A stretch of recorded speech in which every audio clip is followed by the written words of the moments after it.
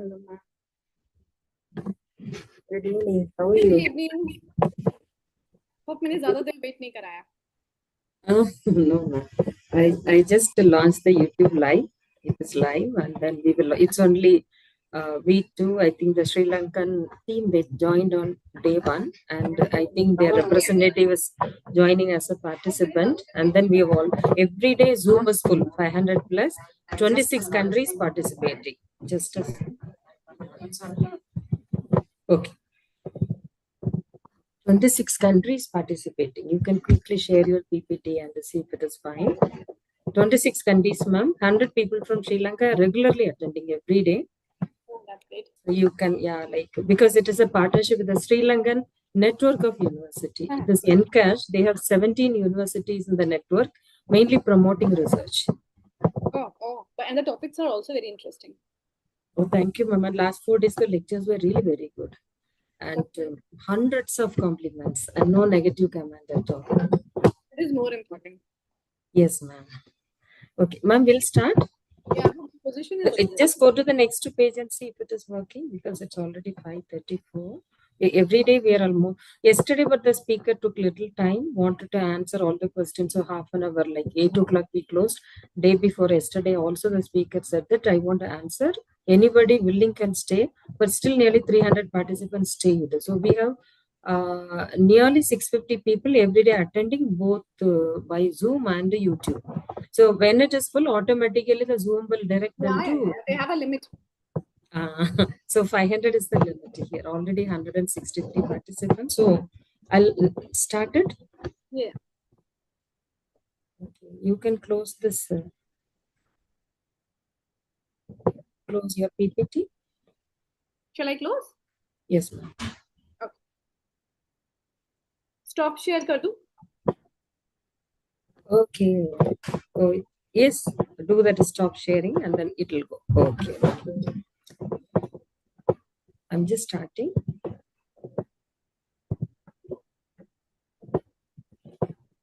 We are live. You can see the number is increasing.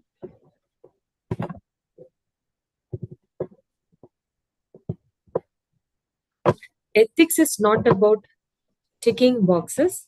It's about building trust, responsibility, and a culture of accountability. Good morning, good afternoon, good evening to everyone. I'm Rajula, the Regional Manager of Globethics South Asia. Globethics is an international forum committed to ethics in higher education. And it is both an honor and a joy to welcome you to day 5. And I'm your moderator today, the final day of our International Faculty Development Program on Research Ethics in Higher Education.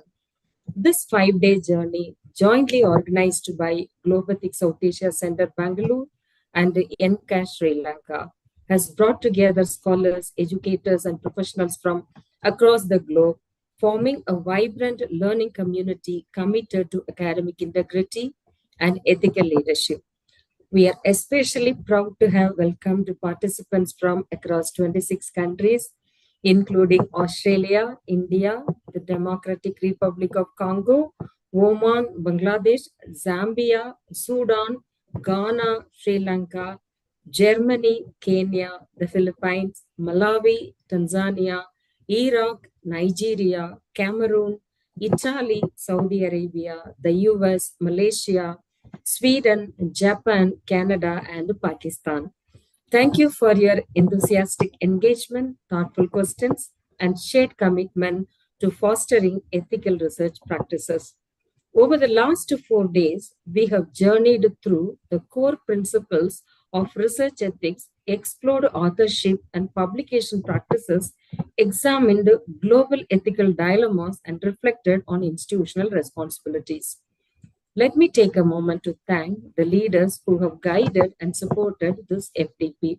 Professor Prashanti Narangoda, the director of NCAS Sri Lanka, whose continued leadership has been instrumental in making this international collaboration a success.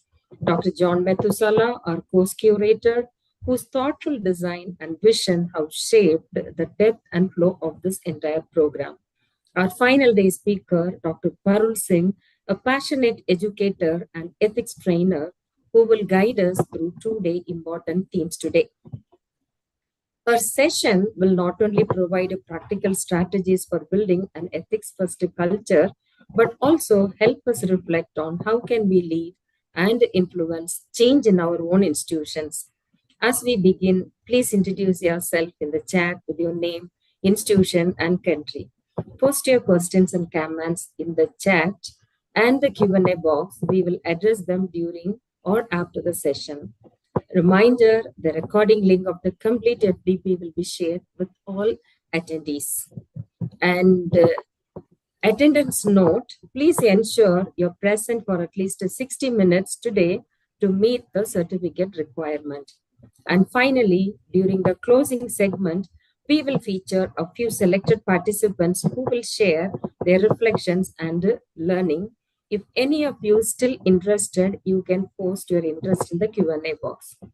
Let's make today's session a meaningful conclusion to this incredible journey, one that sparks ethical action and continuous improvement in research and education. Thank you once again and welcome to day 5.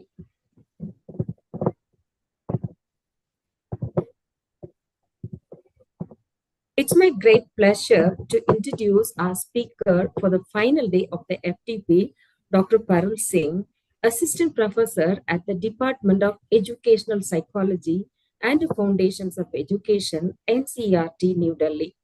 Dr. Singh holds a PhD in Education from the University of Delhi and postgraduate degrees in Education, Sociology, and English, along with a diploma in Psychological Counseling.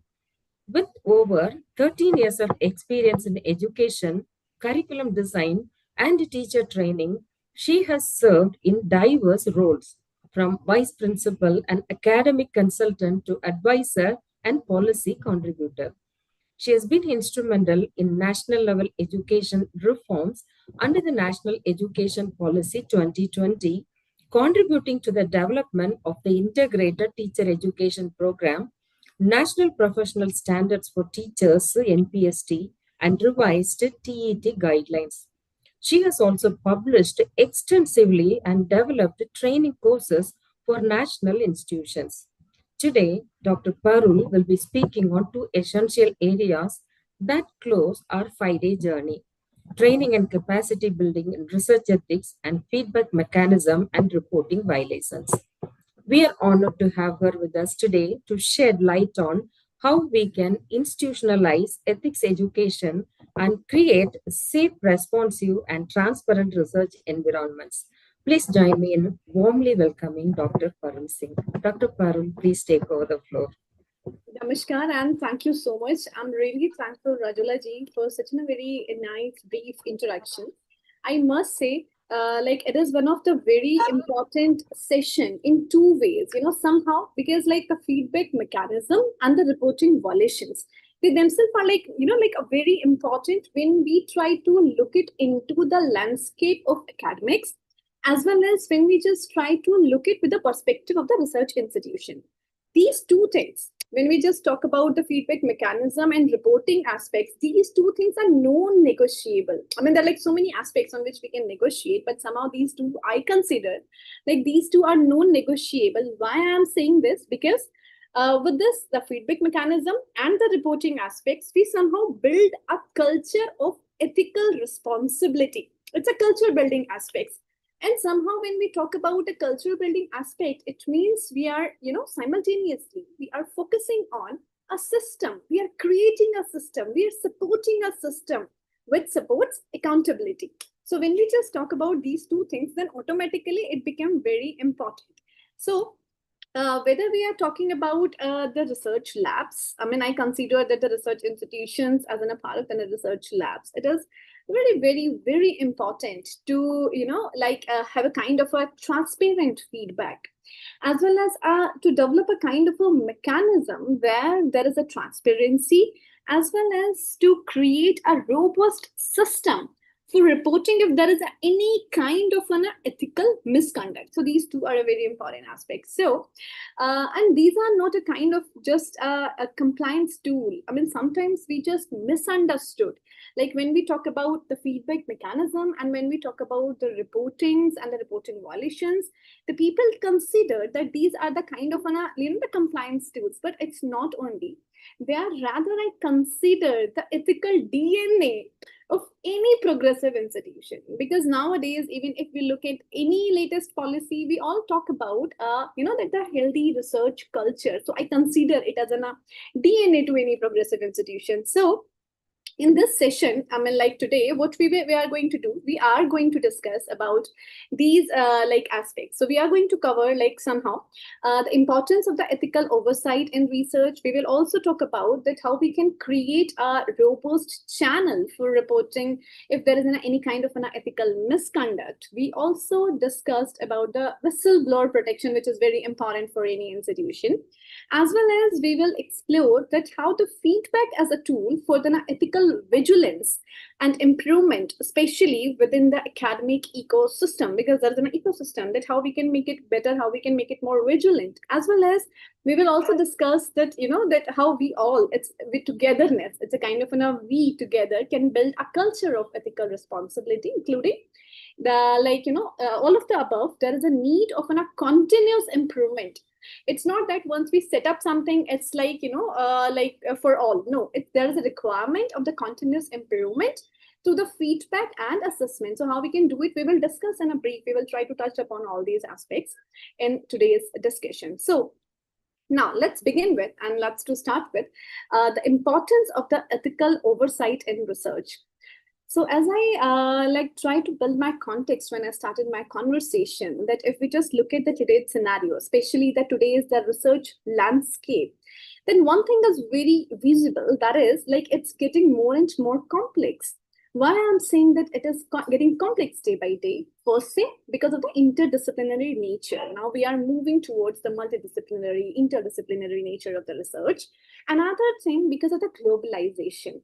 So it's getting a little complex nowadays. So ethical oversight is no longer a kind of a formal requirement. Rather, it is the kind, it is a cornerstone which somehow maintain the very first thing, the credibility. The second thing, maintain the reliability. And the very, very, very important, it also helps in maintaining the societal relevance of scientific inquiry.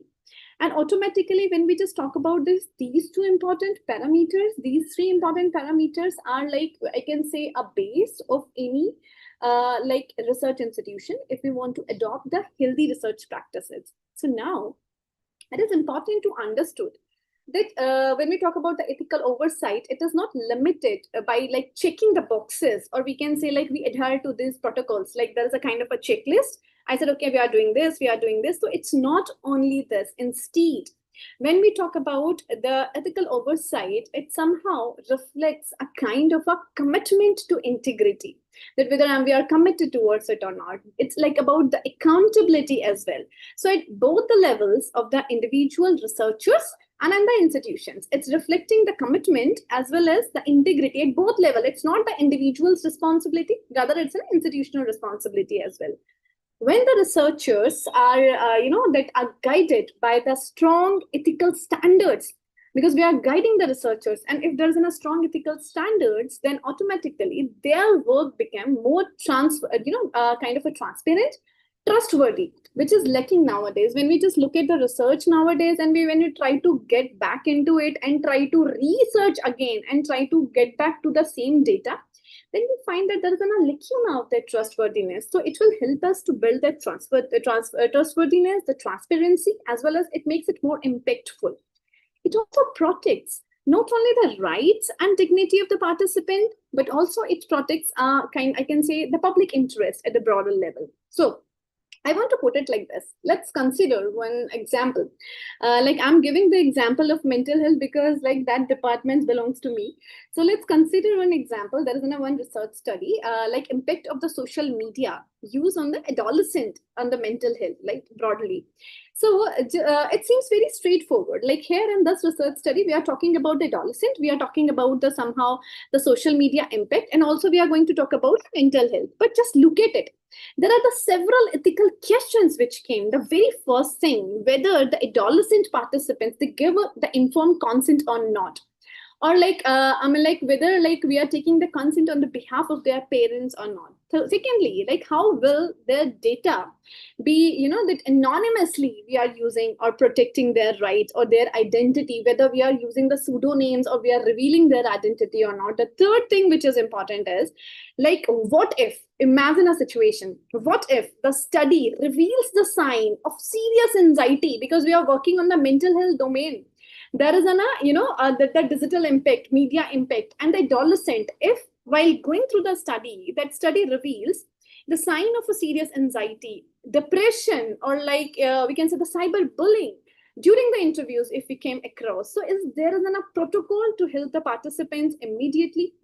Or could the findings like if at the end of the report writing, like we also need to say that the could the findings reinforce the stereotypes or be misused by the media? So these are the kind of critical ethical considerations, and that's where the oversight by an ethics committee, or I can say the review board, it become automatically important. So now when we just talk about the ethical oversight, it's just not only the safeguard against any misconduct. If some misconduct is happening, it's not only the safeguard.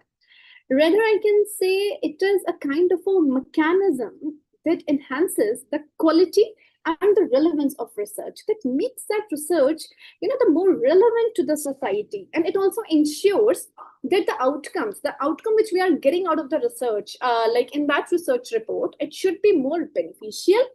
The outcome should be more inclusive, as well as the outcome should be more social responsible. So in short, what we can say, when ethics is woven, like into the research process, it's nothing like in a separate component. When we talk about the research, it's like it should be woven into that the complete research process. It somehow the strengthens. What is the strengthen? It's strengthen both the process and the product. Just imagine, because research is a process, and at the end we get like some product in like form of some sort of a research report, some sort of a recommendations, some sort of a suggestions. So it strengthens like both the process as well as the product. So these mechanisms, when we just look into these mechanisms, these are the very practical tools through which the ethical values come alive in a research environment. They also ensures that integrity, when we talk about integrity, is not just an idea.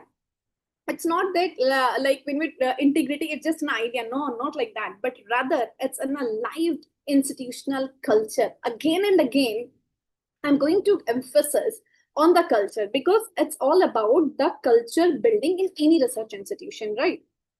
Now, let's look at it. When we talk about these two things, let's start with this. Like it's very important before like growing further in this discussion, that what are the common ethical violations in research? When we talk about any research practices, then what are the common ethical violations, like in any research setting, whether it is a doctoral research, it is a kind of a postdoctoral research, any institution is conducting a research, any research setting, the ethical standards are paramount.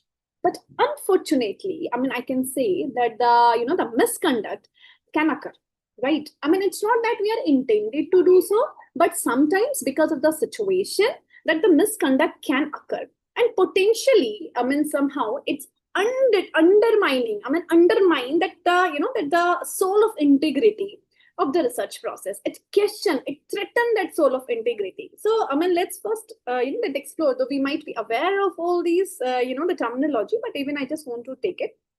The very first thing is data falsification and the fabrications, right? Usually when we talk about the falsification and fabrications, this occurs when the researchers intentionally like the alter or make up like the data to produce the desired outcome. Like I want to put it like this. Suppose there is a scientist, like they might adjust the data from an experiment. They is conducting the experiment in a lab, and like where the scientists adjust their data doing that experiment to make it appear more conclusive or positive. That is truly like to make it more true in nature. So in thus misleading others in the scientific community. He might come up with a good data. He might come up with a good conclusion. He might try to relate it with some other things. But when that research will come, because there is a falsification in the data, it will mislead the others in the scientific community, right? In the similar way, we all are aware of this, the plagiarism. So this is what it is actually an act that like taking the someone else work or an idea, presenting them as my own. Like I am like, instead of quoting, instead of giving the weightage to that person, acknowledging that person, if I'm taking that idea, if I'm taking that say like the work without giving the reference, that's a plagiarism. Like, and it happened nowadays. I mean, it's a very changed scenario. What I am observing, that the students, those who are submitting their assignments especially, and the research papers, they just copied large sections from the published articles without even crediting the original authors. And it's really a big sense of worry for all of us, that students, those who came to their master programs, they're like copying their research projects, assignments, like anything. So that is actually an alarming sign that why today this topic and this area became very important for all of us if we really want to build that culture of research. Third thing, we just like often found there is an authorship disputes. Like what does authorship disputes? When there is a disagreement in what context? Disagreement about who deserves the credit for a research project. And it's a very significant source of ethical conflict. Like what happens, sometimes there are the three authors, right? They took one research project, there is one PI, there are the two co-PIs. Now in that case, who will get this authorship, the kind of a credit after completing this research? So there is sometimes we just like observe, and I must say in the government institutions, oftenly these kind of things get visible, like that how we can give the credit and how we can how we can say that it's this research work pertains to whom. So I want to put it like this. For example, there is one researcher, and that researcher feels that their contribution were ignored or undervalued. Like there are the three people, like one is project investigator, they are the two co-PIs, and the third co-PI contributed more than the second co-PI, and that person automatically feel that their contribution, that person's contribution somehow were ignored or devalued. So what will happen? Automatically, this will lead to the dispute. This will lead to a kind of a conflict, right? And it happened in some cases, like where we exclude a junior researcher from the author list. We worked with the three professors. They're working with some junior project fellow, or they're working with some junior doctoral research fellow, and they thought like, let's exclude the person from the author list. So despite the significant contribution to data analysis, even if that person contributed to the data analysis, even then we just need to give a kind of that the significant, we need to acknowledge that person. So otherwise, this raises a kind of a fairness and then a credit-related issues in collaboration, right? In a similar way, there is again, a very important ethical violation in research. There is a conflict of interest. When we talk about the conflict of interest, it usually arises, it come up when the personal or the financial interest, either there's some sort of a personal interest of the researcher, or if there are the financial interest of the researcher, they influence the research decisions. Like, I want to put it like this. For example, the researcher may be inclined to report more favorable results if they stand to gain from a product or the patent tied to a research. There is a research like, it's related to some patent or some sort of results which is not very favorable for the market for some sort of a financial gain. but we are just manipulating the results or the data to extract that extra gain. So there is always we can see a sign of the conflict of interest. And this financial interest, right, influences the objectivity in reporting and the findings, because automatically that subjectivity element comes now that I'm doing it with for some motto.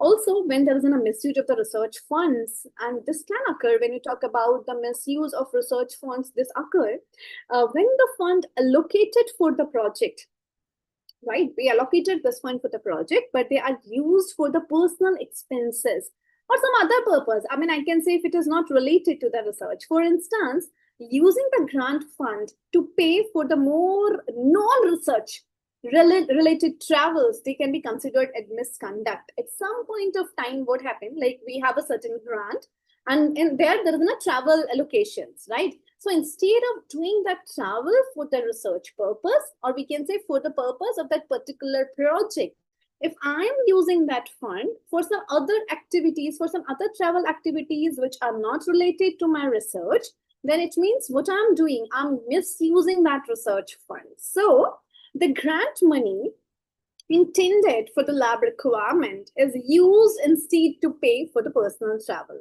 I mean, like there are like different segments where we're supposed to use it.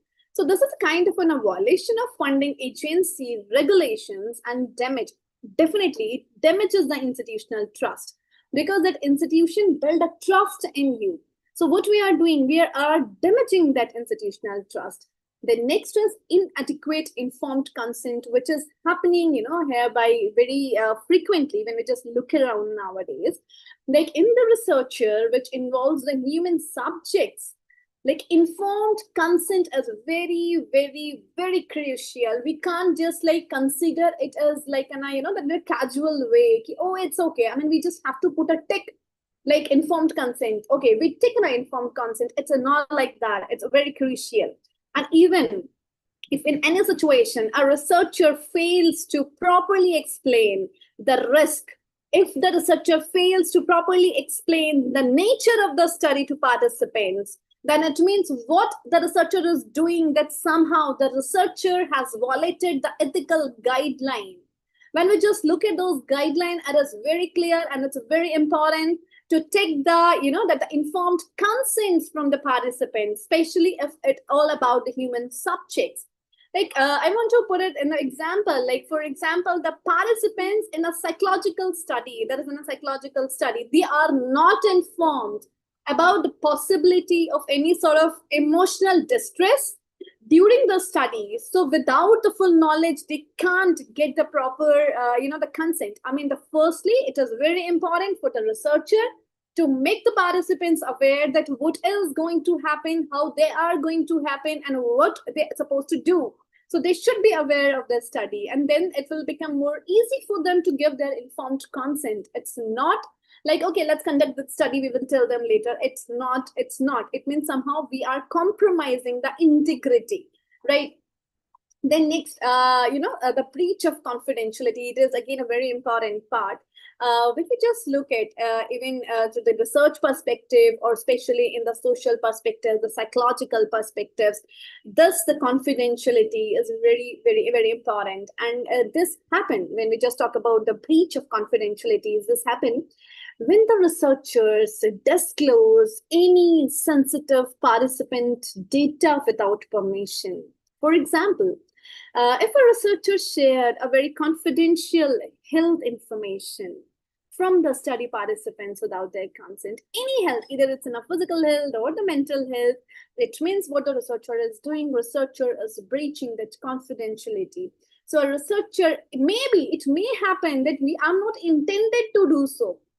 Correct, it's not necessary that I want to breach that confidentiality. I'm intentionally sharing that, information with you. But sometimes what happens, a researcher accidentally leaks the participants' personal data in, and somehow in a published paper, in a public platform, in a social platform, or even in the social settings. Then somehow what is happening? This violates the privacy and could have a legal consequences now.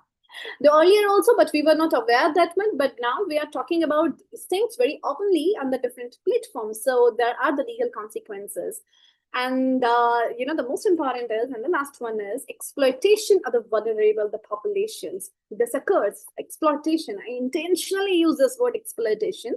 This occurs when the researchers try to take the advantage of the populations that are unable to make a fully informed decision. It's very important. Again, I just want to repeat it. This happens when any researcher try to take the advantage of the population, and kiss it, the advantage of which population that are unable to make the fully informed decisions, like the children or the people with the cognitive impairments. In order to conduct the study, I'm conducting the study within students or the population, those are the cognitive impairment, and I'm trying to take the advantage out of it. So it is a kind of an exploitation of that population, right? So by considering these contexts, or I can say these examples, it's very important, somehow, because it helps us to understand the consequences of the unethical research practice and also their impact on the scientific inquiry. So now the question is, the question stands is we have established what we have discussed. We have established the critical importance of the ethical oversight in research. Now, try to, let's discuss that why we are talking about it, why this the feedback and reporting is important. So let's take one more step. That the real strength of any ethical oversight, it lies in the system and practice. We were discussing about what are the ethical misconducts which happen.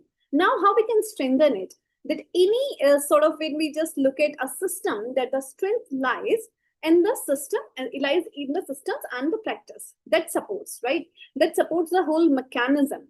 So now when we just look at it, why the feedback and reporting mechanism are essential, why we are talking about it, why it become that important that we give it a one complete session, right? So why the reporting and the feedback mechanism are essential to maintain the integrity of research, right? So the very first and important thing is to promote the transparency and to maintain a kind of a trust. If the feedback and the reporting mechanism are strong, and build on the ethical aspects, then automatically it will promote the transparency and it will build the trust between, how we will do it. The feedback mechanism, it creates the open dialogue. It gives you a kind of a space for the open dialogue, which is very important. Open dialogues between the participants, open dialogue between the researchers, open dialogues between the funding bodies, open dialogues between the ethics committee. But if the feedback mechanism is not that robust, then the dialogue will not be able to happen. And if there is a lack of the open dialogue, it means what? It means that somehow we are also, breaching the level of trust, because this openness fosters the trust. And this openness is somehow, I can say, the soul of the trust building. For example, if the participants know their voice is heard, if I know that my voice is heard post-study, I'm a part of a study, and even after the study, because there is a kind of a feedback mechanism and my voice will be heard after study. So what will happen? I will be more engaged with the confidence in the future research. I'll engage myself more. I feel more confident, correct? And in that way, the trust can be built. The trust can be built the way it's supposed to build. Now, the second is to ensure the protection of the participants and society as well. The reporting channels, they're very important. They're very crucial. Why the reporting channels are crucial? Reporting channels are crucial for raising any concern. If we have to raise a concern, there should be some channel for this. Say, I can say about the safety, channel for safety, the channel for the misuse of consent. I can raise the concerns. If there isn't a proper channel, then I can raise those concerns. I can raise a concern of safety. I can raise a concern of misuse of my consent. I can raise any sort of harmful practices if I came across. So this is not just about the protecting the individual. When I'm talking about safety, so it's not only about the protecting the individuals, but also the credibility of the research community. It's like I'm also trying to protect the credibility of the research community and the well-being of the society at a larger picture. When we just look at the society at the broader level, so somehow what we are doing, we are also, like protecting the credibility of the society. Now, the next why we are talking about the feedback and reporting is it also help us for the early detection of any sort of misconduct. Because sometimes, again, as I shared earlier, it's not necessary that I'm doing it intentionally. But sometimes what happened due to, I'm not even aware, I'm not intended to do so, but somehow, because of some faulty practices, because of some faulty the process, or because of my ignorance even, sometimes we're ignorant also. Because of my ignorance, like some sort of misconduct happen. It's not that I'm intended to do so, but with the effective feedback and the reporting mechanism, it helps us to the early detection of that misconduct. Like when we talk about the research misconduct, it doesn't explode overnight. The research misconduct is not like that, like over the night it came, right? So it's very subtle. It's come, but very subtly, like the data manipulation. Or like I want to from the report, I'm doing a selective reporting. It's a process. It's like process. It's like it's coming slowly and gradually. So it's not that overnight kind of thing. Like, okay, oh, what happened? There is a research misconduct. No, it's not like that, right? Therefore, like a good reporting mechanism can help to identify these these sort of signals, I can say, or these kind of triggers, I can say, these early, before they come to the kind of a full-blown scandals, or it causes a harm to the research integrity or to the research culture of any institution. So it helps. We need to somehow, give due attention to these signs at the right time before it come like this kind of a giant. I mean, we are not able to deal with that, right? Also, what we need to do, the very effective way, which I always recommend my scholars, especially the doctoral scholars, that I encourage them to go with a reflective practice. When we talk about the reflective practice, I encourage always the constructive feedbacks. Like always give a constructive feedback. So it's not just about pointing out the flaws. It's very easy to point out the flaws. Okay, you're lacking in this, that, this. It's very easy. But it's all about the cultivating a culture of the self-awareness among researchers. When we talk about the cultivating the culture of self-awareness, it means I'm emphasizing to prompt them to think what to think. That am I considering ethical dimensions in my interpretation? The very first thing when I'm doing interpretation of my data, am I considering the ethical dimensions, yes or no? The second thing, have I represented all data honestly? Yes or no? That's like what I'm doing. It's my self-awareness, right? This how the constructive feedback can help the scholars. The third thing, this reflections, I mean, I must say, when we'll give the constructive feedback to the scholars, these reflections improves the quality of a scholarship. And that's what it is, the need of the hour for us, like us as a universe, it's the need of the hour. Next thing, the very important, which we're going to talk about, and through this we can help the institutions as well, the research institutions, to maintain that, that the ethical practices, that is supporting the whistleblowers, right? Perhaps most importantly, ethical oversight, I must say, it depends on the brave individuals, right? Who raises the red flags. It's not easy for everybody to raise the red flags, but the whistleblowers need to feel safe. It's okay. I mean, there are the individuals, those who are conducting all these things, but the whistleblowers, they also need to feel safe. If any sort of a system are not protecting the people, then what will happen? The people will hesitate to report violation. And if they will hesitate to report violation, then what will happen? What will be the results and the repercussion of that? it will create, kind of a retaliation. They will retaliate. Okay, so like supporting the whistleblowers is not a choice. It's not optional, like whether we will support or not. Whether do we have a choice to support it or not? Rather, I say it is essential. It is very, very, very essential. I want to put it like this.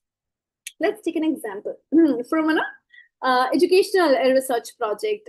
Like suppose there is a study on school punishment practices, right? Corporal punishment or something like that. So it is a ban in India, but there is a research study on school punishment practices. And just imagine, just close your eyes and just get into that scene, right? Imagine a situation where the field investigator notices a kind of a emotionally harmful practices being carried out by teachers. The teachers are carrying those practices which are emotionally harmful for the students. But what is happening? The field investigator, he is fearing that reporting because it might damage the relationship with the school. It might, the risk their own position. So that's why he is having a fear that I will not report it. But if there was a strong feedback and reporting mechanism was placed with anonymity, with a clear escalation path and a follow-up procedure, if there's a clear follow-up procedures, what will happen? It will allow the such ethical concerns, that ethical concerns, such kind of an observation to surface, to come across without any fear, to surface it kind of when it comes, like, enabling the timely actions and also safeguard the student welfare, which is very much necessary. So we need to put these mechanisms, the feedback and the reporting mechanism intact in a place. So while the ethical oversight, like we can say, gives us a framework, because that when we talk about the ethics, it gives us enough framework, a complete broader framework, a philosophical framework, I can say rather. And the feedback and the reporting mechanism, it gives us the levers. Levers for what? Levers to uphold the integrity, levers to protect the participants, lever to, I can say, the strengthen the ethical climate in our research institutions. So it is very important. So, now we discussed about like how any research institutions can carry a kind of a very important responsibility. They uphold that responsibility in research ethics. So let's look into it, how the specific mechanism we can exercise for any institution. So when we talk about any research institutions, I consider these are the very 4 important key pillars. For what? These are the 4 important key pillars that guide, right, and uphold any ethical conduct within any research institutions. These are the very important 4 pillars. Like the very first pillar is institutional policies. Institutions, they must have a proactive, developed, comprehensive ethic policy. Every institution should have, I strongly believe. There are some national policies, some national guiding documents, like we also do have in the university grant commissions and all. And with that, there should be some institutional policies as well. And these policies somehow form the foundation for the ethical oversight, and along with providing the foundation, it also ensures the clarity, the accountability, the responsiveness to emerging research dilemmas. Secondly, there should be the code of conducts. Like when we talk about the code of conducts, these are the very formal documents which outline what is the expected behavior of a researcher. If I said I'm a researcher, there are certain things which is expected. Now, automatically it is expected that I will take an informed consent, or it's expected if I said somebody, introduce myself, that I'm a scholar, I'm a researcher, that people do believe in my talk because they thought I'm not going to manipulate the data, I'm going to keep their information safe. Then automatically in that particular role, so many things came which we need to interact with. So what will happen? Somehow they help us to prevent that ethical breaches by clearly defining issues like plagiarism, which is very important nowadays to talk about, informed consent, authorship, and the conflict interest, and so on and so on. And third thing is institutional ethics committee, IEF or IRB. That can be, you can name anyways. So these committees, they are the kind of, I can say, the ethical gatekeepers of research. It's very important, whenever you go for an access to any field, right?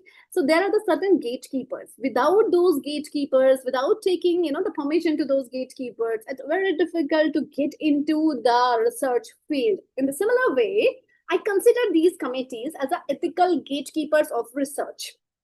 Usually what they do, they assess the proposals.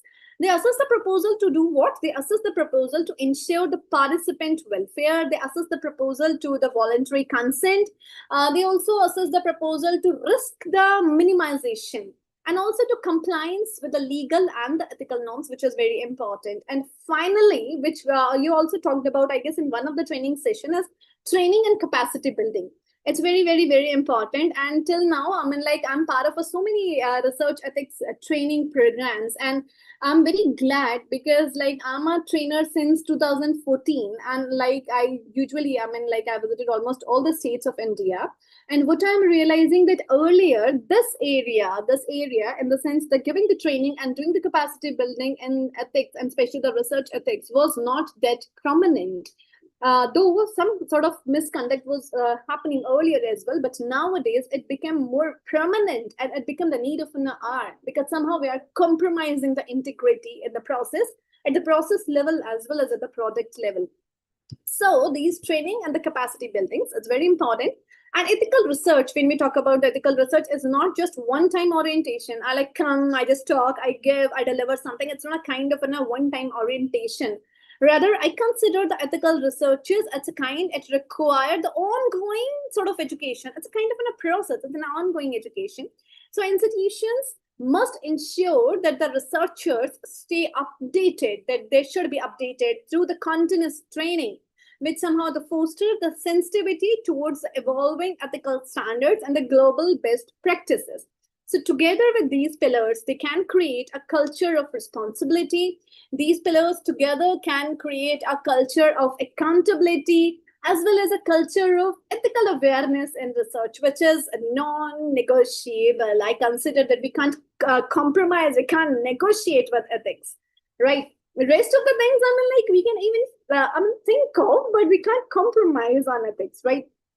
Now, let's come to the next section of our discussion, that is how to create the robust channels for reporting ethical misconducts. Because sometimes what happened after attending a training program or the capacity building program on research ethics, we all thought, now we all taken a pledge, okay, we will not do any kind of a misconduct, and we will not allow the partner as well, the friends as well, the fellows as well, to conduct those to go with those misconducts.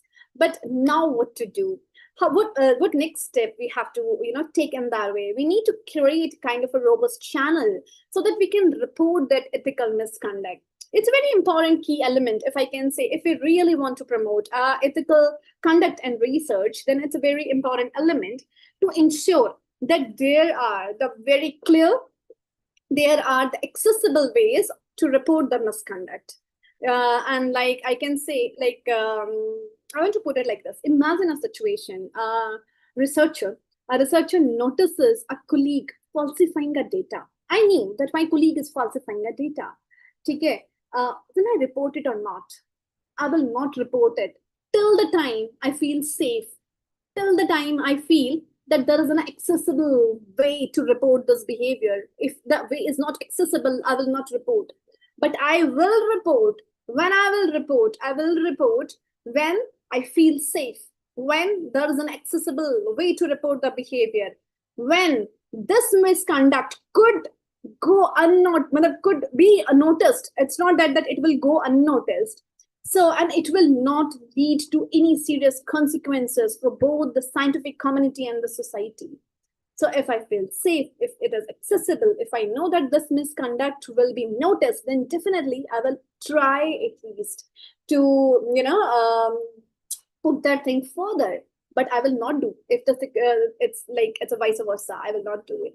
So to protect the integrity of our research, and especially nowadays in the global scenario, because we all become a global citizen now. So at this point of a time, it's very essential that organizations, the institutions, and the countries, they need to establish the confidential reporting mechanism. There should be the confidentiality. If I'm reporting something, I need to be feel safe. Okay, I mean, like there is a level of confidentiality between us. So what will happen? Definitely, this will help the researchers to feel safe. They will come forward, knowing the concerns. Well, they will also know that we are going to take them seriously, and we will handle appropriately. It's very important. It's not that that being a head. Suppose I'm a head of an institution. I came to know that somebody is falsifying the data. I will go directly to the person and bang on the head. Okay, why you are doing it? No, it's not the right way. The right way is to handle everything appropriately. So that's how we can maintain the system and mechanism, right? So, as we discussed earlier, there should be the formal mechanism of doing it. There should be the institutional ethics committee, internal committees, and there should be some sort of, I can say, like there should be research integrity officers as well, right? So, with these mechanisms, what will happen? These mechanisms will create a system of check and balance. We will do check and balance that somehow help to foster the ethical practices across the research projects. And it will also provide a kind of a framework. Which kind of a framework? A kind of a framework which help us to addressing the misconduct when it arises. So I must say that ethical misconduct in any research can have very far-reaching consequences, which can be very alarming, you know. But by understanding the different type of misconduct, and by like establishing very robust channels for reporting, a very robust channel for addressing such issues, like we can somehow help to safeguard the integrity of the scientific community. If we will not be able to do it, then we are compromising the integrity of the scientific community. So the formal structure of any ethics committee, internal complaint committee, the research integrity officers that should ensure that the ethical guidelines are upheld and the misconduct is promptly addressed by creating a kind of a very supportive, by creating a very transparent environment. And like with this, what will happen? Automatically we can say that we can help to maintain a trust in research, trust in not ourselves, right? Trust in research. What we are producing as a product, we also need to build a trust in that, whether in person, at the level of institution, at the level of the society. We need to build a trust in the product which we are producing, right? So now I want to take your attention towards this slide, and that is here I'm going to discuss about the very critical component of the ethical, institutional ethics infrastructure, that is the confidentiality and the accessible reporting system. One is the confidential reporting system, and another is an accessible reporting system. When we talk about the confidential and accessible reporting system, these systems are somehow I can say the vital, because even when the ethical violation are observed, people often feel hesitant. It's not that people are not observing. People are observing that the misconduct is happening, ethical violations is happening, but they are little hesitant to come forward. That is also one of the big challenge. There is a fear of retaliation. There's a social stigma as well. Like, why we need to do so? It's not happening with us. Okay, let them do what they're doing. And or it might damage to one's career, can silence the voices, right? So that's why they're creating a mechanism that ensures the kind of an anonymity. Anonymous. I mean, anonymously you can tell and share and put a complaint. Security and accessibility, it should be non-negotiable. If we just make these three components non-negotiable, only then I guess we can think of like creating a channel which is confidential and accessible. So I mean, like I just want to put it like this. There is one very renowned university. I just don't want to name that university. And like a junior researcher noticed a kind of a data manipulation in a colleague's published findings. A colleague published a findings, and there was a data manipulation, right? But she was hesitant to speak up. Like, why? Why? Just think why. Because the person involved was her supervisor, and she feared of losing her PhD opportunities. So what finally empowered her to act? There was an anonymous digital portal managed by a third party. There was a third party ethics office where she could safely report the misconduct without revealing her identity.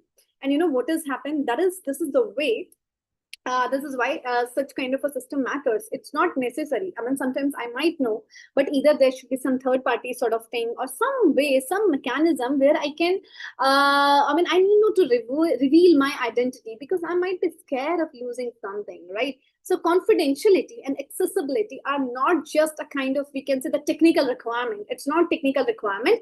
Rather, they make the differences between the silence and accountability. I am accountable, but I am silent because of the certain reasons, because of some sort of fear in my mind. If you really want me to speak up, if you really want me to be accountable, then the system should be confidential and accessible so that I can come and do this. Right?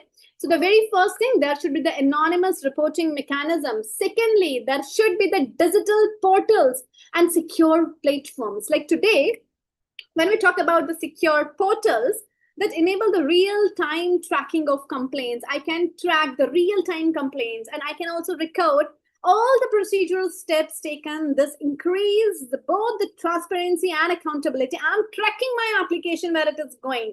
It's not that I'm filing a complaint and it's gonna waste. It's not that. I can check, I can keep an eye, I can track it. And more advanced system allows the whistleblowers to continue engaging anonymously. The whistleblowers are also engaged anonymously, but the inquiry team, which helps somehow the investigations move forward while the preserving the safety and the identity and to make the things a little more safe and secure. Thirdly, make it accessible for all. All means all. Everyone, from the faculty and the staff to the research participants and students, must be able to access these tools. It's not that only the professors, there should be no hierarchy. There should be the principle of equality and equity, right? It should be accessible to all. So this means somehow, I guess, designing the portals with multilingual support, because suppose I just saw some kind of an misconduct is happening, but I'm not able to do it because there was in a kind of a language barrier. So multilingual support, there should be the responsiveness and also the inclusive features for a person with disabilities as well, right? The person who might feel disabled, there should be some kind of a mobile responsiveness, some way through which I can put the things further, right? And then there should be the awareness campaign. Sometimes even we as an institution, we as a system, we as an individual, we as a researcher, we as a faculty, we are not aware the what are the rights, what are the misconducts, how we can check it, how we can maintain a balance. So what we need to do, we need as an institution to invest ourselves in campaigns, to invest ourselves to create the posters, to invest ourselves to conduct the orientation sessions and the workshops to build the awareness. What will happen after that? If we will able to, create a kind of the awareness, then what will happen? This builds the trust. When the people see that the institution itself take the ethical violation seriously, if the researchers, especially the upcoming generation, this new generation and researchers, the chemicals, that actually the institution are automatically, they are taking it very seriously. They are not compromising with this component that they and they are providing, the institutions are providing the safe channels for the raising concerns, then they are more likely to come forward. Right, and there is also the possibility they will come up with the fake complaints as well. So we need to make our system that robust that we can deal with those things very effectively and efficiently. But we need to address. We need to make that we heard everything. Nobody should be unheard in that, right? At the end, what I can say, in nutshell, that the confidentiality and the accessibility of the reporting system are not just the tools; they are the moral commitment. We need to relate it with more like a moral commitment, right? So now what we can say, let's explore the importance of we can say, we already discussed the importance of the confidentiality and accessible system. So let's talk about what happened once a report is submitted. I submitted a report, right? Then what happened? Imagine, just close your eyes again. Imagine yourself, you are a young research assistant and a sociology department, right? It's a sociology department because I'm a person of psychology, sociology, language, and philosophy. So I consider myself like this. As you are a person of a sociology department and you notices that there is a data fabrication in the senior research projects.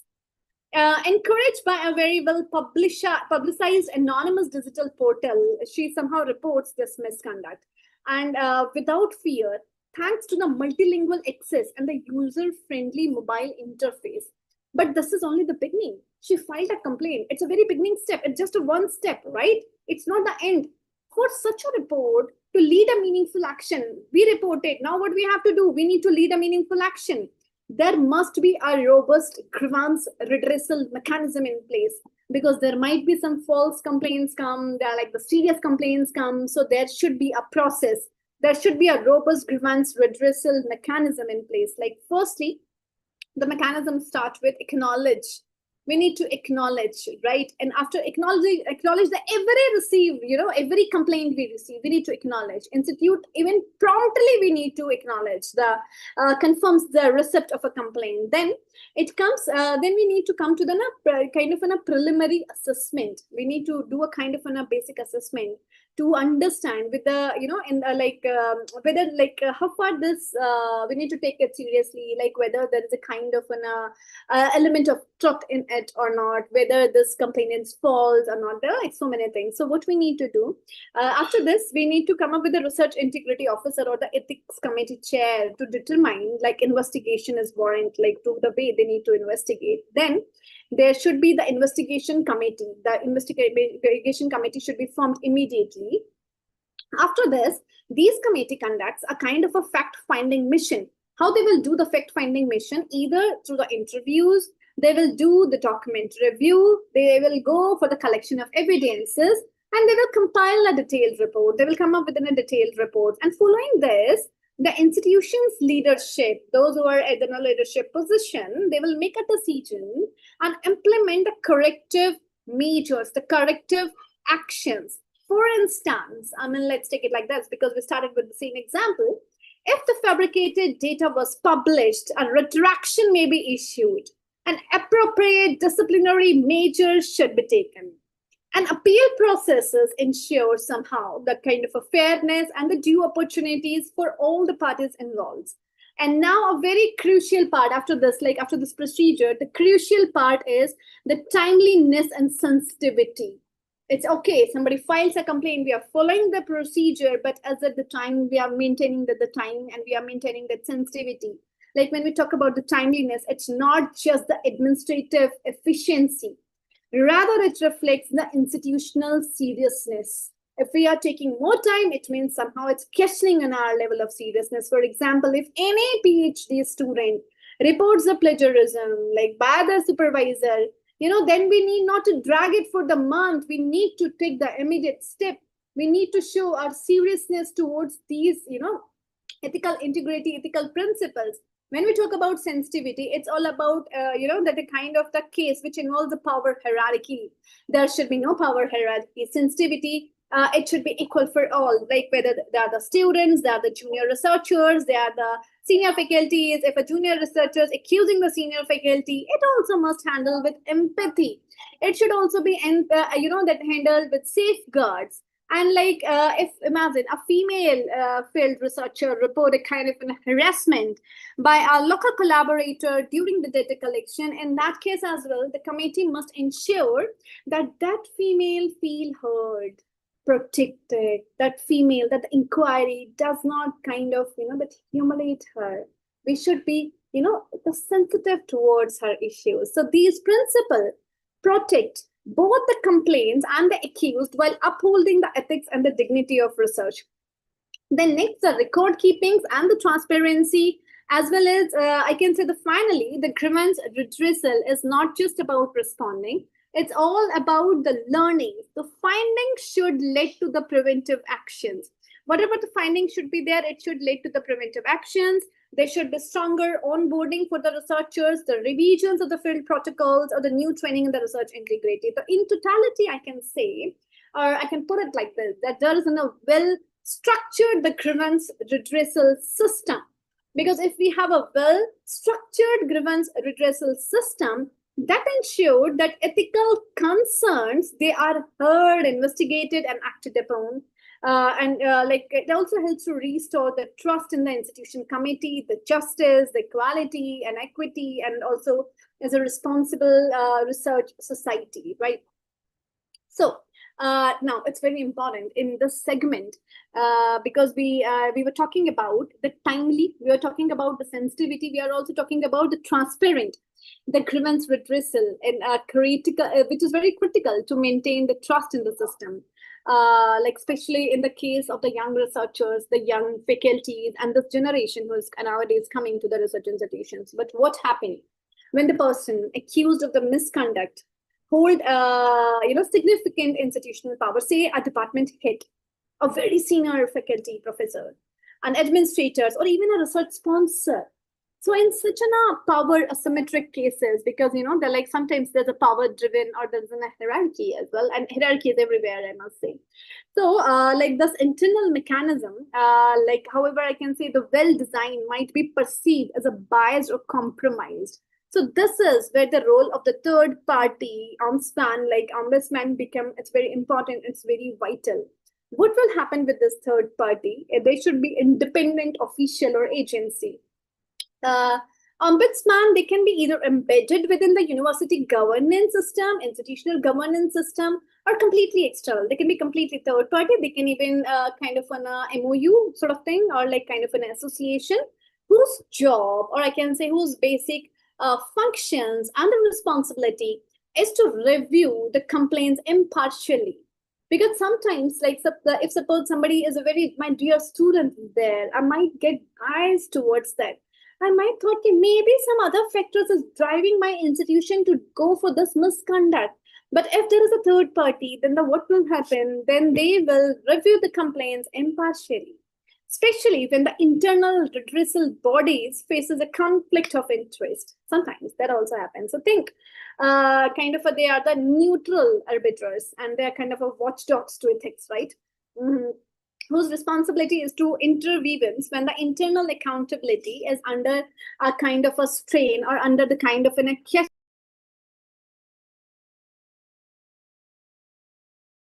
can say, it's very important to establishing a whistleblower protection, right? This is another mechanism which we can do, because in the previous section what we are discussing, we are talking about of having the importance of the neutral and the independent mechanism. There can be the third party, take a ombudsman like kind of in a mechanism, third party, totally external and independent, to investigate any sensitive and a high stake complaint, especially when the internal power dynamics are involved, right? But this brings, when we talk about the whistleblowers, this brings us to a very critical pillar of research, ethical research ecosystem, like whistleblower protections, without which even the best redressal system will remain underutilized.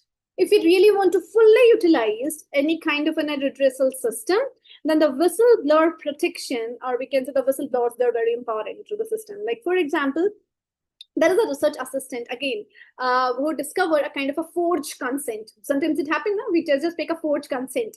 Forms in a human subject studies. So if an institution have no formal whistleblower policy, then that person may stay silent because there is a fear, of course, fear of the wrath of the supervisor.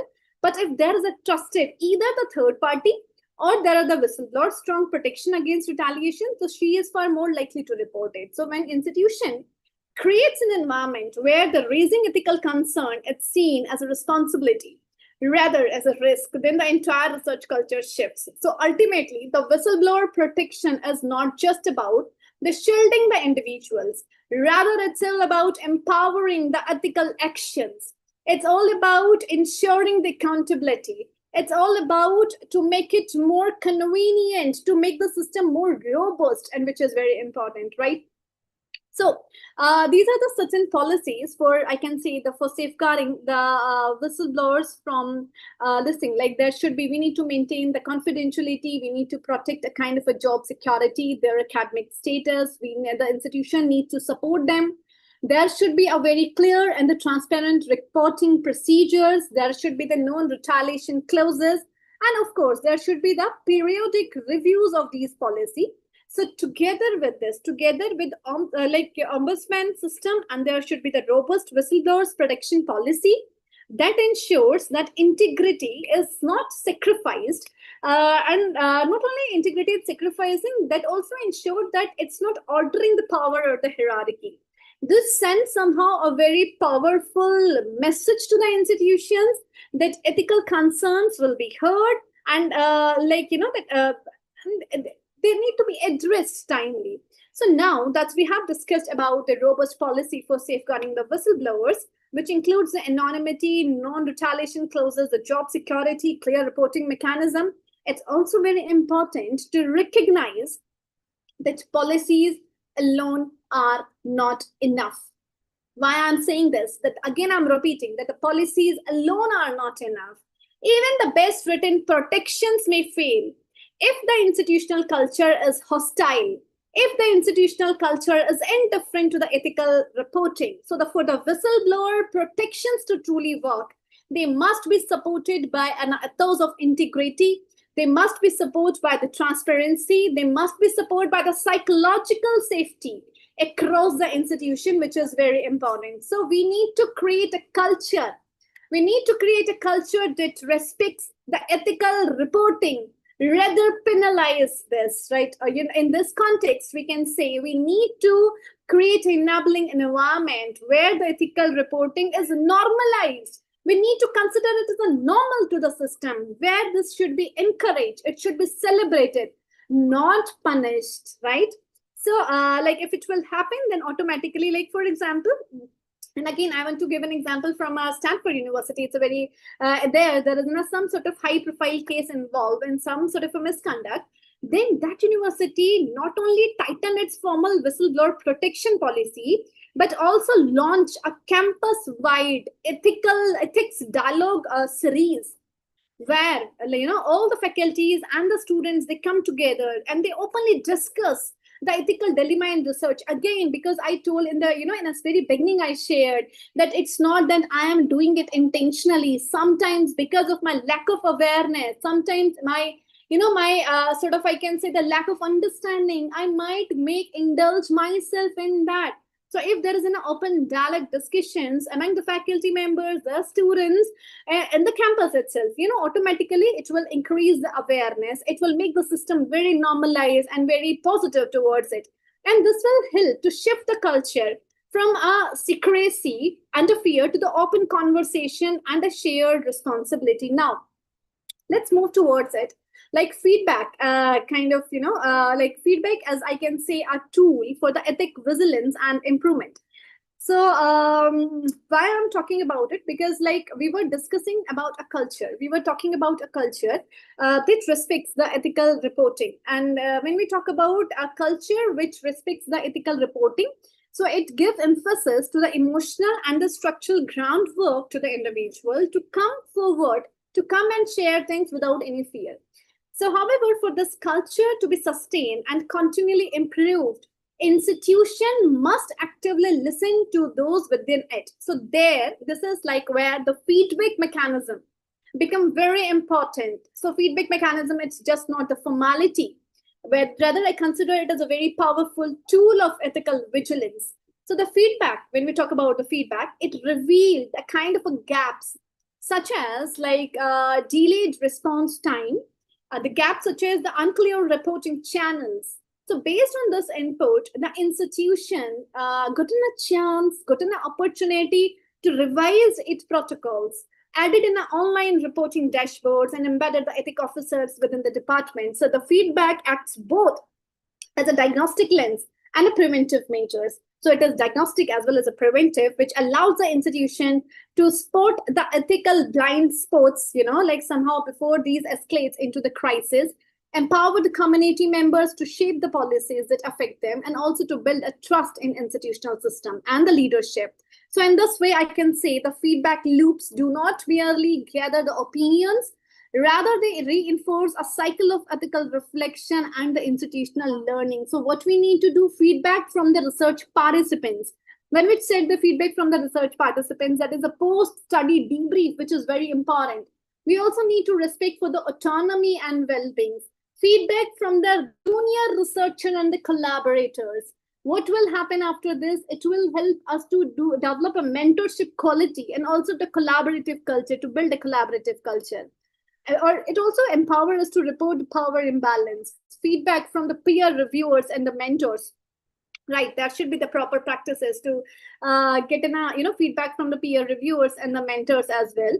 Now the important thing is we explored the importance of gathering the ethical feedback from diverse sources, right? We discussed getting a feedback from the participants, junior researcher, mentors, and the peer reviewers. Now look at it, that how this feedback is meaningfully utilized. We have enough feedback, now how we will utilize it meaningfully. Feedback is I will say, like, it's not an end in itself. Like, okay, I give the feedback, okay, it's okay, my job is over. It's not like that. It's not an end in itself, but it is a mechanism for action. When any institutions commit to systematically analyzing or acting upon ethical input, it transforms the isolated insights into the organizational learning. And it also reform, it enables the institution to reform that. So here, like, I just want to discuss that how the feedback fuels the ongoing evolution of ethical practices, whether in revising the research protocols, improving somehow the laboratory conducts, or shaping the institutional policy. We need to see, it's a back and forth process. So real world examples and the institutional mechanisms, such as in a climate survey, the audits, and the dashboards, it highlights that how this feedback loops closes the gap between, I can say, the ethical principles, and I can say that any sort of day-to-day research and the realities. And this shift, this institutional feedback loop, whether it's a periodic order, internal review committee, the research survey dashboards, this shift from, I can say, receive the feedback to learning from it, and it also makes the cornerstone of a mature and ethically resilient research environment. So now let's move to the section to building a culture of ethical responsibility. So as I discussed earlier as well, like ethics training and awareness program for all research, we need to build a kind of a foundation for ethics education. We need to go with the regular research refresher courses, certification. We need to embed this ethics in the curriculum. There should be the capacity building, sort of workshop, as well as a tailored modules by discipline. So I must say that we need to encourage a dialogue, as I discussed earlier as well, around the ethical dilemma, so that we can embed this thinking into our DNA, into the DNA of our research process, into the DNA of our institutional structure, that it should come into the DNA. But we also look into it, that how we can operationalize it. So it is a very most important foundational step to begin with. Ethics education and the awareness training for all research personals. And with this, I can say that we need to come up with a leadership commitment. If we are a good leader, how we can prove ourselves to be a very good leader, and especially when we talk about the research institutions. So we need to embed it in our framework, it as in the soul of our institution, and especially to our research institution, so that we can build an ethical culture, right? Now, I guess I consider it as one of the very important part of my session today. That is how we can do with this, the continuous improvement through the feedback and assessment, right? It's very important. Continuous. It should be continuous, right? Because this research environment is very dynamic. The ethical standards and the system, they all evolve. They all evolve continually to address the emerging challenges to emerging, I can say, technologies and the global practices. So continuous improvement through structured feedback and rigorous assessment, it plays a very important role in ensuring that the mechanism is in place, to ensure that the mechanism is getting protected. And also it is somehow safeguarding the research integrity and remain effective, I can say, the responsive and relevant. So there is an importance of a continuous assessment, and how we can do, we need to address the gaps in the policy reinforcement. And this assessment also helps us to identify the inefficiencies in feedback collection and the resolutions. Also, it helps us to identify the areas where ethical awareness or responsiveness is lacking. So these are the certain tools and the methods for assessment: institutional survey, ethical auditing, the feedback analysis, and I can say analytics, and the exit interview. Exit interview are very important. Exit interviews, they conducted with the researchers when they leave the institutions. Also, the exit interviews, it helps us to capture the ethical concern or the incident, that were repeated. We also need to adapt certain mechanisms like AI and the machine learning in research, as well as open science and the preprint culture, remote and the digital research, the data privacy and the securities and all. So there are the certain very good practices, but all of them, I must emphasize that the capacity building and the training programs, they really play a very important role to maintain it, because in the workshop and the training session, there are like a hands-on experiences sometimes. We feel even free to share. We got a time to reflect. We got a time to share, dialogue, open conversation. That's very important to build it as a culture, because we are not talking about learning any aspect, rather we are talking about building a culture. So it's very important, right? So I must say, it's an ethical vigilance culture, right? So ethical vigilance is not a kind of a one-time measure. It is rather a culture that thrives on the reflection, thrives on the adaptation and the improvement. It's a kind of a robust, the feedback and the assessment mechanism, which ensures that the ethical standards that evolves alongside the scientific innovations. So institutions that prioritize, institutions that give importance to the continuous improvement are better equipped to uphold the research integrity. Those institutions are better equipped to gain the public trust. Those institutions are better equipped to lead in the ethical scholarships. So through the periodic assessment, the policy updates, the benchmarking, and the capacity building institutions, they can ensure that their ethical frameworks remain both means what? They remain resilient and remain responsive to the complexity of the contemporary research landscape. So with this discussion, with all these aspects, I do believe that we all will try to maintain the ethical standards. We will try to build the policy. We will try to raise the ethical standards and try to contribute to make a global ethical research society. So thank you so much. Dhanyavad.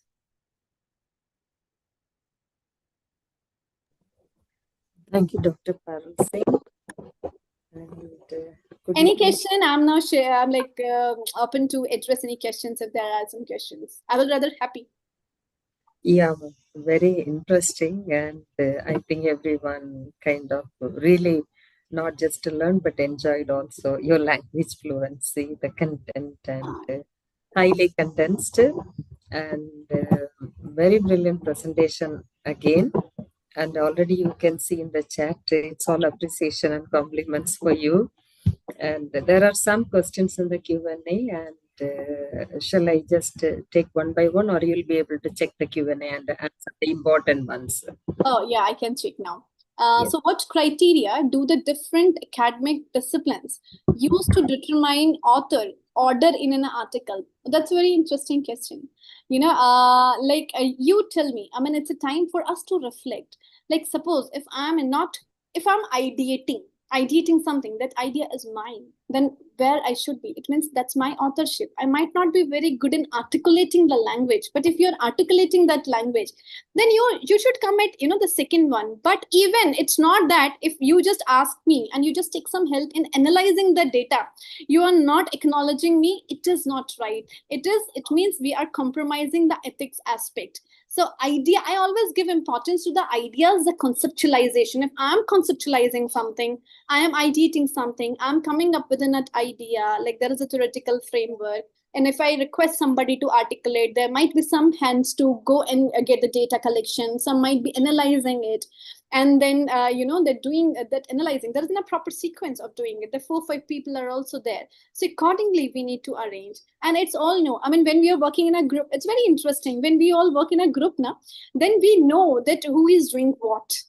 Like, who is contributing at what level. So as for the contribution, we just need to acknowledge the individual, but we need not to leave even if somebody is contributing even 1% or 2%. So that is the ethics. That's what we need to maintain, right? So feedback mechanism, the second question, I hope I'm able to address this question, right?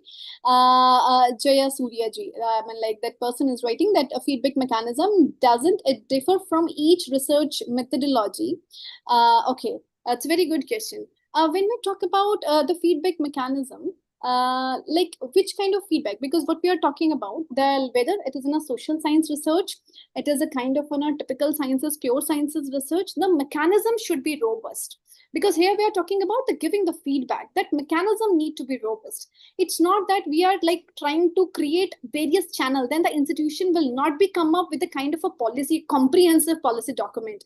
Then what will happen, we will get into the fight of disciplines. Okay, I'm from education, my like process of mechanism should be like this, it should be like that, it should be like that. And in the current society, in the current scenario where we are talking about the global research practices, so here we are talking about the interdisciplinary, multidisciplinary.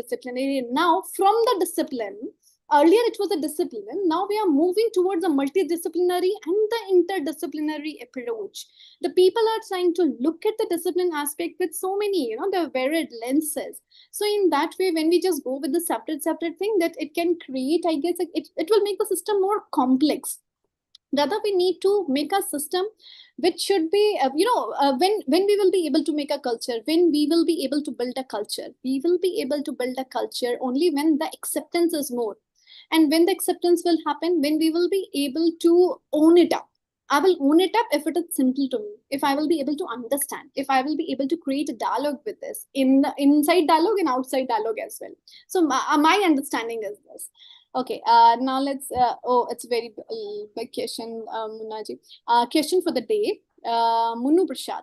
In field study, there are the instances where obtaining the informed consent become challenging. Very true, because I experienced that quite many a time, right? Because like after reading this line, I want to share one instance. I got a chance, I was working with first generation scheduled caste, that is deprived section in our country, learners, and that to the girl. And when we talk about the women, they are very protected, especially the first generation scheduled caste learner. It's very difficult for me to get access first, because there are so many gatekeepers. After getting the access to get the informed consent, it became very challenging, right? And then what I did, I also want to share this thing. I just like go again and again, knock the door with more generous way. You will get an informed consent, or otherwise we need to see some other ways how we can get it. But without taking informed consent, collecting the data is unethical. Right. Now let me read the complete question. I become like, I guess, a little excited after reading that first line. So especially when the research uncovers the false information or deliberate manipulation, while such findings have led to stricter ethical regulation, do they justify bypassing informed consent? No. As the world increasing adopts the transdisciplinary research approaches, can such studies truly uphold and apply the appropriate ethical standard across the diverse discipline? Like what I understand, many research studies use questionnaire with the questionnaire reliability, questionable reliability and validity at the process. Okay. Okay. Very, very, very nice, right? If the question, it means that the two kind of in a questionnaire, anyhow, like if we are going for the standardized tool, if we are like developing a questionnaire, we can't compromise the reliability and validity. If our tool is compromised, how we can expect the data to be, come up to that level? So the research is a process, it's a journey. We need to live that. Research is not a task. It's not like that, like I have to go and finish this book. It's not that. We need to live into my research. So when we develop a questionnaire, it is very much necessary that the researcher, that the questionnaire, that the tool, even any tool should be reliable, it should be valid. It should be like only then we should go and collect the data from the field. Otherwise, somehow we are again, compromising. We are compromising the quality of our research. And definitely, again, I want to put it like this. Informed consent is very important, because somehow it may threaten to their life at some stage. So if it's a very sensitive issue, and just imagine, as I discussed in my that example, if we came across to some kind of a serious, sensitive issue, which we need to address, and we forget to take the informed consent, then what we will do, how we will deal with that difficult situation? It will be very difficult for us as a researcher to deal with efficiently. So it should be systematic. It should be in a processed way. So it's always necessary to take informed consent.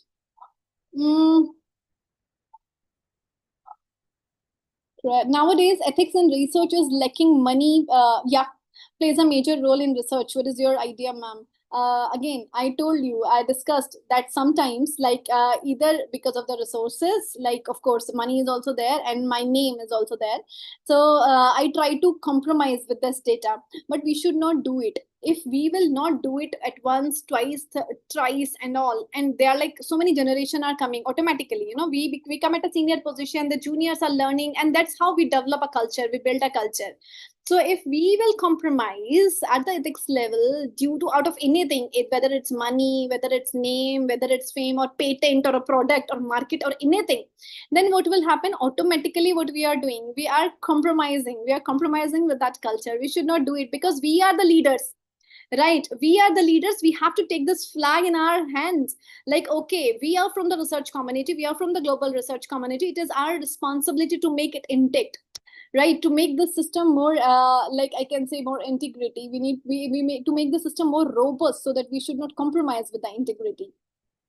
Okay, in case this is the authority, what strict policy should institution? I discussed that the institution needs to relook. There should be the different committees. The institution needs to make it in a place to to safeguard the whistleblowers and to uphold the integrity. It is very important.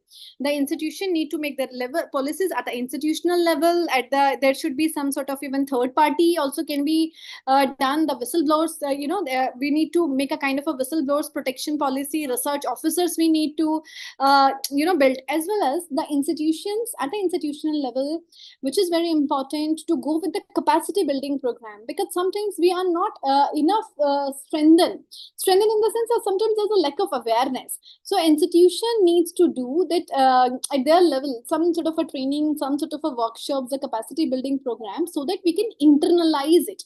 These are the things which we need to internalize it, rather just like somebody will come teach and read. It won't happen like this.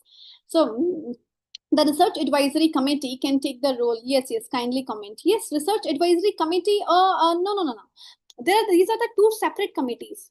Research advisory committee, usually they look into your process broadly, that like the title of your research, the data collection, the field, whether it is appropriate for the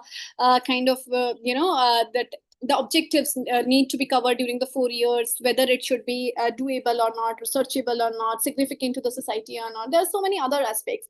Let's not burden one committee with so many things. So institutional ethical committee should be separate. I mean, they can think of, and research advisory committee, because the task of advisory committee is to give advice, and ethical committee is to look into the complaints, to make this process like intact. So the basic idea, the basic objective, the broad task of these committees are a little different. So we need not to, I guess, see it with one lens. A committee on the publication ethics functions and ensure ethics in research. How the committees on the publication ethics, I discussed in my very first slide that there are like so many things, like when the plagiarism is there, like consents are there, like, and sometimes the good publications, they also ask if there is a data. Like suppose I collected my data, then they always ask the letter, whether you have a letter from the institution, you took a permission from the institution to conduct the data. Do you have a consent letter as well? So they do ask, they do try to maintain that level if they are publications, if they are the good publications. So they are asking for all these things. So if there is a committee for publication ethics, they ensures that the whole process is like intact, and the process is more ethically oriented and enriched. Oh, how to balance the confidentiality and accessibility. Very interesting question. Like accessibility. We access a field, we access certain things, right? Through our certain skill. We entered into a genre through so many gatekeepers. There are several gatekeepers. Then we will be able to approach our subject, to whom we're supposed to approach for conducting our research, for collecting the data, right? Now, while talking to the individual, there are so many things which we came across, right? So we need to maintain that confidentiality. And if something we find have a threat, and something we find a very serious concern, we need to take an informed consent from the participant. Also, there are the several other ways that why we want to breach that confidentiality only at the risk of whether it is threatening to our nation's security, or it is like some sort of thing that threat to the life, threat to the nation or society or something, then there are different ways. We are not going to take the name of that individual. There are the pseudonames we use. Even while writing a research thesis, we never mentioned, we avoid, or I never come across a very good thesis which directly mentioned the name of the school. We always use the pseudonym, and that is the right way to maintain the confidentiality. Correct. And that is a big important mechanism of doing a very effective and a quality research. So whistleblowers may be stigmatized by their colleagues in society, and that's how to overcome it, by normalizing it. If we will just normalize it, then definitely they will not be stigmatized early in the very previous stage, because yet we are not able to normalize it in our society. We are not able to make it as a culture, right? But if it will happen, then definitely they will not be able to stigmatize this. But in the initial stages, what we need to do, we as an institution need to protect the job, to give the security, to ensure that the confidentiality will not be breached out. That is the responsibility of the institution, that the whistleblower's identity need not to be revealed and the trust should not be breached. If it will happen, then definitely it will weaken the system. But once we just develop, we just make it as a part of our culture, then definitely we can openly say, okay, I just like commented on that, I mean, because I came to know that you just falsified that data, so I was the one who just complained. So that way, and that's what we all need to do. I mean, we all need to build together a culture, where just we can just build the research ethics. So I think I answered all the questions. Yes, ma'am. Thank you so much. And on behalf of Global Ethics South Asia Center and the INCA Sri Lanka, I extend our heartfelt gratitude to you, Dr. Parul Singh, for delivering such a comprehensive and insightful session on this final day of our International FDP. Dr. Parul Singh, your presentation on training and capacity building and research ethics, along with a critical discussion on feedback mechanism and reporting violations, has added immense value to our learning journey today. Your emphasis on structured ethics education, the importance of accessible training formats, and the necessity of transparent reporting systems were both practical and thought-provoking. Your extensive experience in educational reform, teacher training, and policy development was clearly reflected in the clarity and depth of your insights today. You've given us not only knowledge, but a clear sense of how we as educators and researchers can embed ethics more systematically and sustainably into our institutions. Thank you once again for generously sharing your time, your expertise, and your passion for ethical education with us. We're deeply honored by your contribution to this program. Thank you so much, ma'am. Thank you. Thank you so much.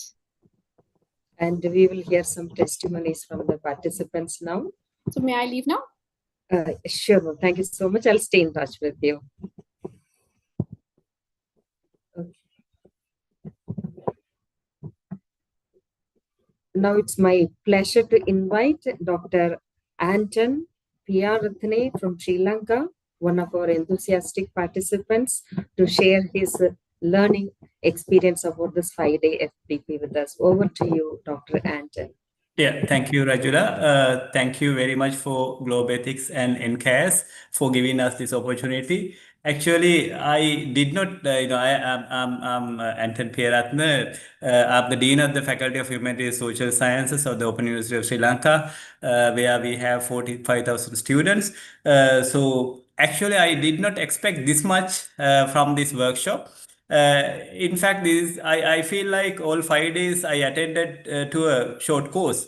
So it is really too much of I did not expect that, and we got a lot. And I again thank NCAS and Globe Ethics for organizing this, and internationally recognized experts with a lot of knowledge and also experience shared their practical knowledge with us, which is very much user friendly. Then the other aspect I would like to highlight is that In fact, right now, I personally do a research on spa workers in the Sri Lanka in our country, spa therapist, and I used to visit hospitals and medical centers where I am asked to always provide ethics clearance. So that made me to realize really value of this. In fact, I as a student in anthropology do we get nonverbal consent then and there. So this is a new experience given to me. And yesterday also I visited some of the hospitals. So where I was convinced about the value of ethics. In fact, we have an idea, but practically now it is convinced. And when we really do, research connected to other disciplines as well, it is now connected to medical sector of the country. So I'm also given a scholarship by NCAS Sri Lanka, and where I really pay much attention on ethics. The third dimension I would like to highlight is that this workshop came in the right time, that we are setting up a ethics review committee of the faculty. Of the HSS faculty. Of course, for the university, we have a committee, but we are in the process of setting up an ethics review committee for the faculty, which will be helpful for the master's level students as well as MPhil PhD students, plus our staff members at the faculty level. Moreover, we are also talking about AI and fair use of AI and plagiarism connected aspects, because in the Open University, we have learners from the peripheral communities. Our vision and mission is to empower empower people in the periphery. So they freely use AI technology and plagiarism, etc. We are developing AI policy. So this workshop is really useful for me to think further on those aspects. So this came in the right time. And the knowledge that I gained from this workshop can be directly implemented in my faculty. So thank you very much for giving me this opportunity for Globe Ethics and NCAS, and also Rajula. Thank you so much. And I also thankful for the expert panel from India. Thank you so much. Thank you, Dr. Anton. It is really wonderful. I think for the first time we are having more than 100 participants from universities and higher education institutions across Sri Lanka. And I'm extremely happy to receive your feedback. And I would like to assure from Globe Ethics side, which is a Geneva-based organization committed for ethics in higher education. So we partner with higher education institutions to promote the concern of ethics in higher education, be it research ethics or ethics in higher education for teachers and administrator, or governance ethics for the people who are in decision-making level, like a principal, or professional ethics. And we would like to be with you if you need any, as you said that you're forming ethics committee in your institution. If you need any support from Globe Ethics, and I welcome any phone call from you. We can have a Zoom meeting, and definitely will be with you. And we would like to have more happening in Sri Lanka with regard to ethics in higher education. So this is the first effort. Last year, physically, we worked with the University of Colombo and also University of Sri Jayawardhanapura, and I prefer spreading the concern across Sri Lanka. So we will be definitely extending all possible support from our side. You can reach out to me and Globe Ethics. We have a good team full of experts, and we can arrange anything which is possible from our ability. Thank you so much. Thank you, Rajula. Thank you.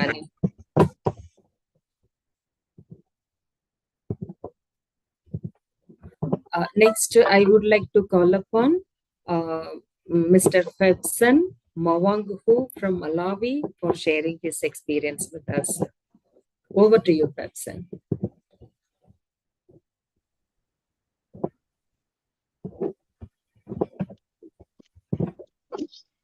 Good evening, my colleagues. My name is Febson Mwanguku from Malawi. I'm currently the Dean of Students for DMY St. John the Baptist University, Lilongwe, Malawi. There's been a lot that I've learned from this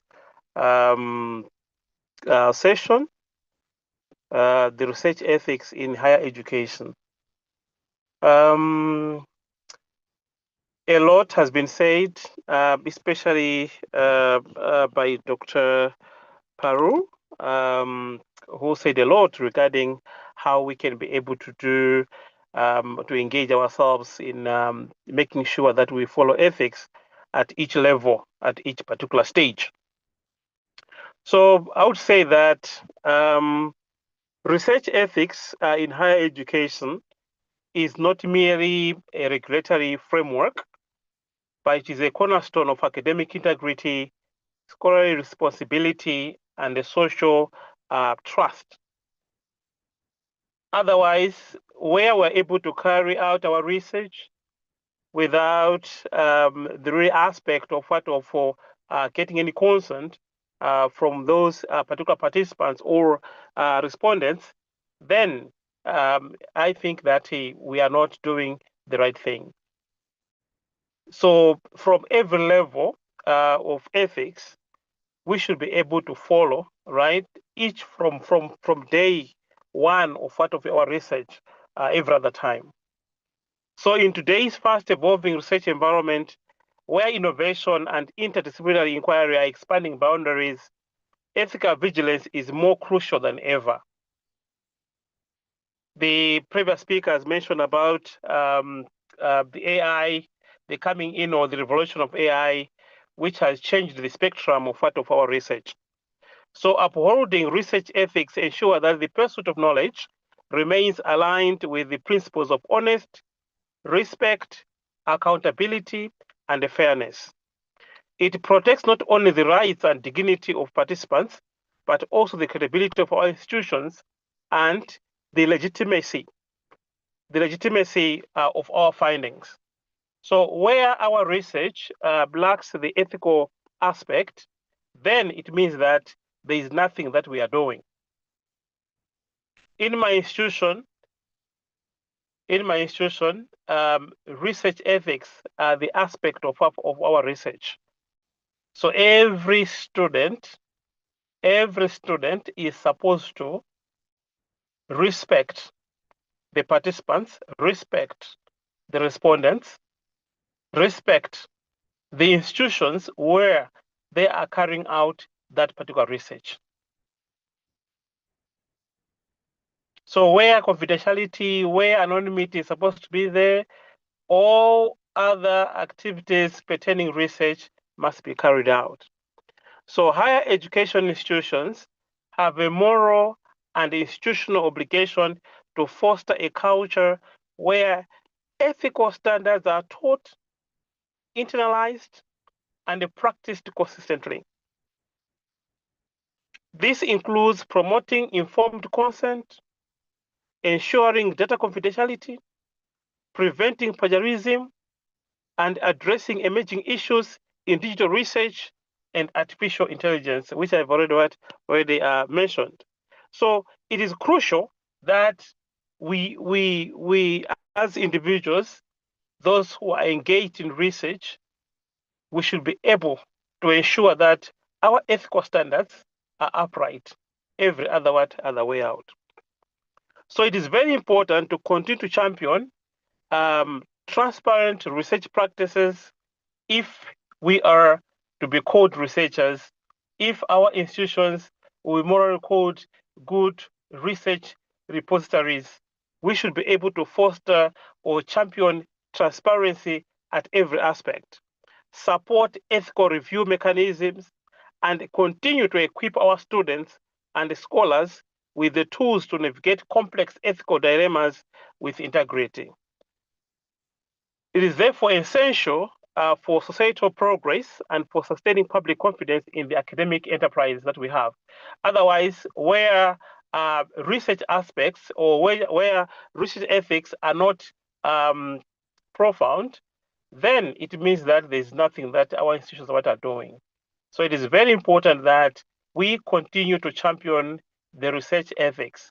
And this webinar has really been resourceful, and it has given me a further impetus that and confidence that in research we don't have anything that can be substituted we need to do the right thing at the right time. And we should be able to respect our participants, respect our respondents, respect also our institutions where we are actually carrying out this particular research. So I would like to thank the resourceful persons who gave us really a very good part of this particular workshop. Once again, thank you everyone for attention. Thank you. Thank you, Phipson. It was really encouraging, and I must thank you especially because you are attending all the Globotics programs. So thank you so much, and you're always Thank you. You're always part of the Globotics community. That is what I feel. The moment I start circulating the invitation, normally almost the very first day I see you registering for the event. So thank you so much, and also for sharing your heartfelt and thoughtful inspiration about this program. So thank you. Next, I would like to invite Ms. Upa Mali. I think I'm pronouncing correct. Upa Mali Paris from Sri Lanka. Over to you, ma'am. I'm Upa Mali Paris, senior lecturer from Waiba University of Sri Lanka.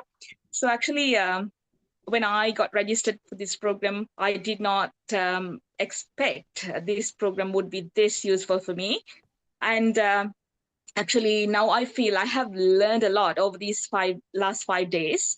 And actually, obviously, I had some knowledge, some understanding on research ethics as an academic, but this program updated what I knew and added lots of new knowledge, extra knowledge to my knowledge bank.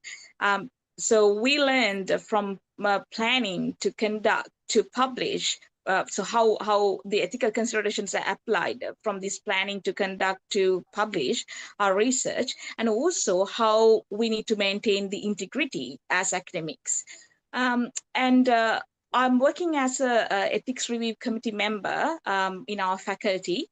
So not only as a researcher, as also as a reviewer, what I learned from this program is very important, very beneficial. So thank you, NCAS, and thank you, Globotics South Asia, for organizing for this workshop. And that was very helpful. I think others would agree with me as well. So thank you. And I'm hoping to join with you in future programs as well. So thank you so much for organizing. Okay, and thank you. We are really thrilled to know that it is really having deep impact in the attendee's mind, and also it is good to know that it is going to be applied in your research and also in your professional situation wherever you are. And thank you so much, Ms. Upa Mali, for your kind feedback. And next, I would like to invite Professor AKM Tohidul from Bangladesh for sharing his experience with us. Over to you. How do I pronounce? Am I correct? Tohidul Alam. Yes, ma'am. You are quite right, ma'am. So, am I audible, ma'am? Yes, you are. Okay. So, hello, everyone. My dear friends, colleagues, sir, ma'ams, and all the organizers. First of all, I would like to place my cordial thanks to the all the organizers to arrange such a nice faculty development program.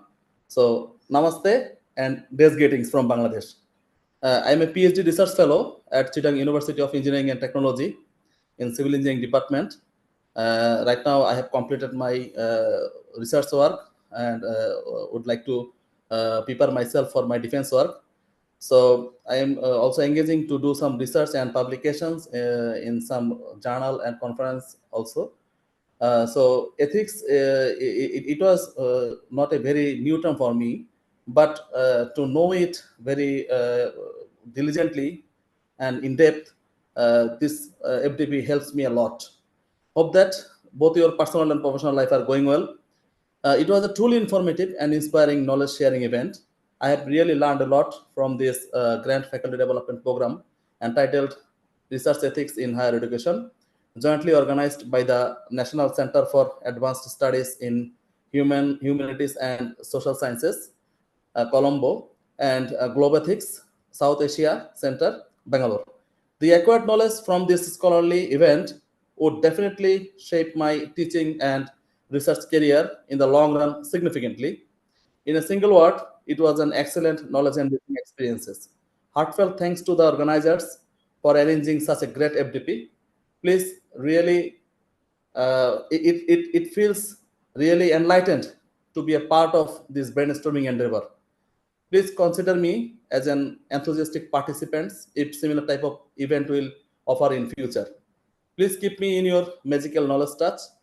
And last but not the least, thank you very much.